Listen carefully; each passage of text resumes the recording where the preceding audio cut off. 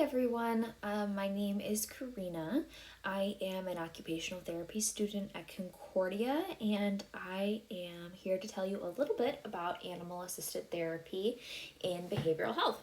So, I just finished my first clinical rotation or field work in the behavioral health setting with Karen Noyson, who you guys have heard or are going to hear a lecture from a little bit more in depth about what OT looks like in behavioral health.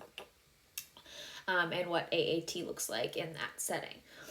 But I just wanted to share a few examples of interventions that I used with clients during my time in this setting and some of the lessons that I learned.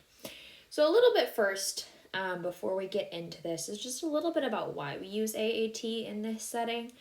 You guys know all of the physical benefits. I mean, you've taken quiz after quiz on it at this point, but like lowering heart rate, lowering heart pressure, or blood pressure. Increasing compliance with therapy, increasing comfort in therapy, and an increased ability to focus and increased pain tolerance. And those are all wonderful things that we see in behavioral health as well. I haven't read research on whether or not the pain tolerance transfers to like behavioral or mental or emotional pain, but I've certainly seen in my practice that that's true as well, that you're able to just share much more personal things about your life and about what you're going through with the presence of the dog there. I have just a couple of cute little client examples that I think really document this well. For example, one time we had a client who had been in the hospital for over 4 weeks at this point, which is very uncommon in this sort of setting. Typically, they're there 3 to 5 days. And she was so anxious she could not sit through a group. And she really wanted to. She really wanted the benefits of the group and that education. However, she was just too anxious to make it through a group. And so she would get up and walk around, and she'd get up and walk laps around, and she'd be bouncing her legs when she was sitting down. Anytime a dog was in the room, she was sitting down right next to that dog on the floor, so focused on group, able to share. Still anxious and upset, understandably. I mean, the dog doesn't cure anxiety. However, it really did help her to participate in a way that she wasn't able to before. As a result of participating in group therapy, she was then able to understand some other treatments that were being presented to her as options and take those options and make a significant recovery and was able to discharge from the hospital. The other one that I always like to think about is just this sweet, sweet woman who just had so many things go wrong in her life. And we would bring, this is actually when I was a handler with Sage, and I would bring him in to her room. She wouldn't get out of her bed, wouldn't talk to anybody. I mean, almost catatonic. Sage walked into that room. She was ready to walk. She'd stand up and she would grab Sage's leash, and I was, holding it next to her as well. And we'd walk over to therapy, and she'd sit in that therapy room. And even though she wouldn't verbally participate in groups, she would nod along, she would pet Sage. So even just that action of getting up out of bed and out of that catatonic state, wonderful participation. So those are some great examples of Sage being amazing, as we all know he is. I'm going to share a few of the interventions that I did with Sage or with Zoe when they were there with me. A little bit of things that I want to talk about first. So I want to talk about a little bit about common goals that we would set in behavioral health, and then we'll talk a little bit about how these interventions tie in with those goals. So some very common goals that we set almost across the board for everyone are identifying positive attributes about yourself, identifying your support system, and identifying triggers for your mental illness. So, like I said, we set those almost across the board, obviously, in, client-specific ways, but those are very important things in those inpatient behavioral health setting. So, this one is pretty obviously identifying positive attributes about yourself. I think one of the best things about Sage being there is that we get to give an example of how to do the handout in just a fun, lighthearted way. So, this is always group therapy, so we always have a group of people doing this. And so, we'll start off with, if it's a pretty high functioning group, having them come up with ideas. What are some things that might make Sage happy? What are some things that Sage would be proud of himself for? So, things that make him happy are treats or playing with his friend Zoe. And things that he's proud of himself are if he does a rise command well, or if he gets through a vet visit. He's proud of himself for that. Obviously, we're personifying a little bit. Clients love it. Who cares? So another thing that this handout might bring up is a little bit of that identifying support systems as well. So something I'm grateful for, we might say, is, I'm grateful for my friends or for my family. Why? Well, because they la-di-da-di-da, identifying as support systems. We might also, in that I'm proud of myself section or I like about myself, is identifying some of those triggers for mental illness. So I'm proud of myself because I'm here. I'm getting treatment. That's one that I got a lot. And it, it makes me kind of emotional just even thinking about that. As that's something that they're proud of themselves for is getting treatment. What are some reasons that you decided to come in and get treatment this time instead of last time you were dealing with it?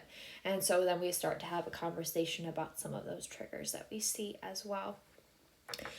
This one is for a group that may not be as healthy.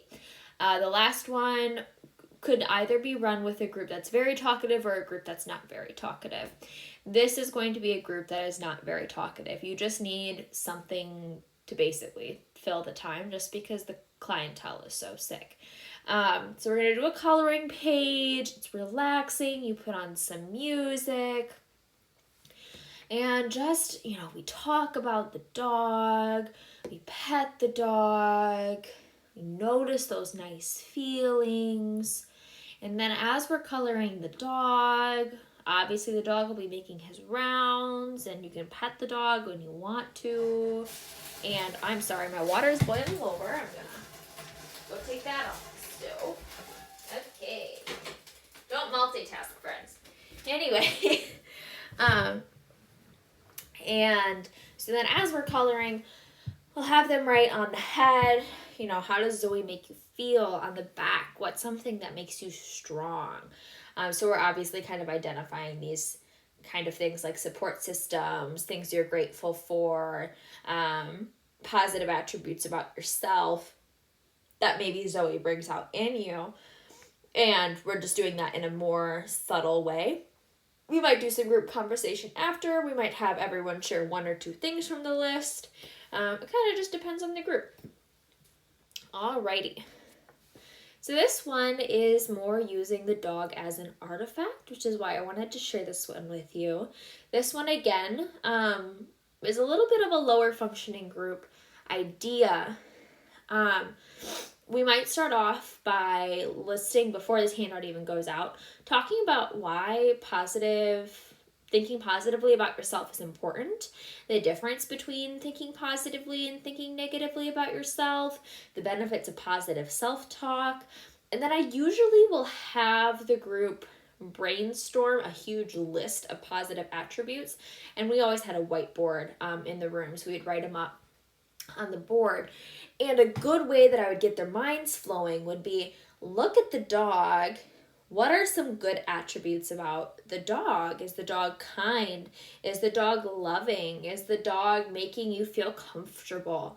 So things kind of like that, again, coming up with those positive attributes. And then you have to flip that around and come up with positive attributes about yourself. Again, I might use the dog as a motivation here. What are some ways this dog is making you feel? Is the dog making you feel loving? Do you feel like you love the dog right now? Do you feel like encouraging him? Oh, I saw you really encouraging him while he was playing earlier. So are you an encouraging person? Are you willing to talk to the dog? And, that's communication with him. So those things when you're feeling really, really low, I mean, just imagine how hard it is. I mean, sometimes I have to look at the list to come up with 15 or however many things this is of positive things I like about myself, much less if you are in a state that is would get you into a behavioral health unit. So this is a good exercise across the levels, just 'cause like I said, sometimes I have difficulty with this one, but using that dog as an artifact a little bit more. This next one, really using the dog as an artifact, is this idea of the self-esteem bucket. And I actually did not create this handout. Rebecca Self, who is part of the Compassion Care Certificate, created this. And she actually drew the picture and everything. But I wanted to share it with you just because it's a great example of that dog as an artifact. And so literally we will fill out the entire handout for the dog, and we'll have the group do that together. So we'll do it box by box. So we'll start out and we'll say, what are some things that fill Sage's bucket? Okay, so what are some things that really make him feel positive and give him energy?